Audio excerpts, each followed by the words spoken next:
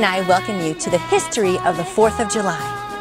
The 4th of July, also known as Independence Day or July 4th, has been a federal holiday in the United States since 1941.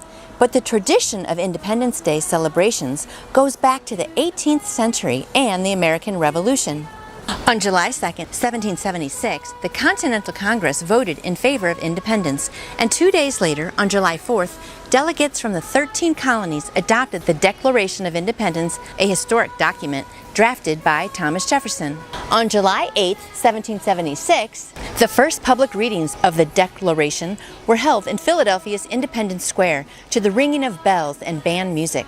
1 year later, on July 4, 1777, Philadelphia marked Independence Day by adjourning Congress and celebrating with bonfires, bells, and fireworks. From 1776 to the present day, July 4th has been celebrated as the birth of America independence, with festivities ranging from fireworks, parades, and concerts to more casual family gatherings and barbecues. July 4th commemorates the day in 1776 that our nation declared itself to be an independent nation and no longer a colony of England. On that date, a number of our leading citizens signed what is known as the Declaration of Independence, stating our determination to become a free country. However, it was on January 14th in 1784 that the Continental Congress officially declared the sovereignty of the United States of America by ratifying the Paris Treaty.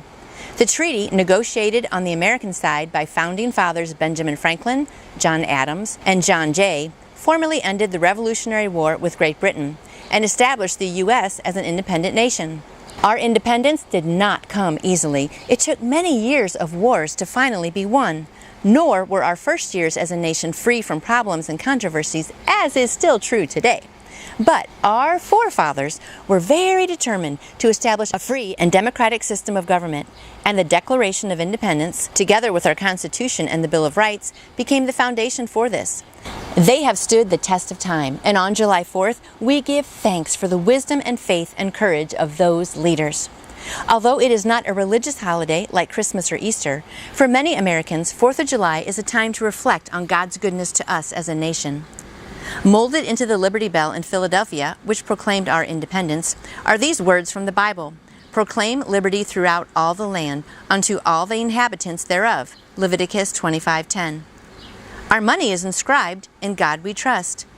While we look with gratitude to the past on this July 4th, may we also look to the future and commit our lives to God and His will. The ancient words of the Psalmist are still true. "Blessed is the nation whose God is the Lord." Psalm 33:12. So I hope today you learned something new about the 4th of July, and I hope you are grateful to God for all the freedoms we have. I know I'm especially grateful for the freedom of religion. I hope today we all have a blessed 4th of July, and thanking especially the men and women who served our country to make it great like it is today. Enjoy the 4th of July! And I would love to answer any question that you may have about faith in Jesus.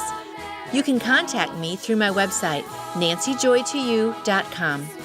And I hope you have a wonderful day growing your faith in Jesus.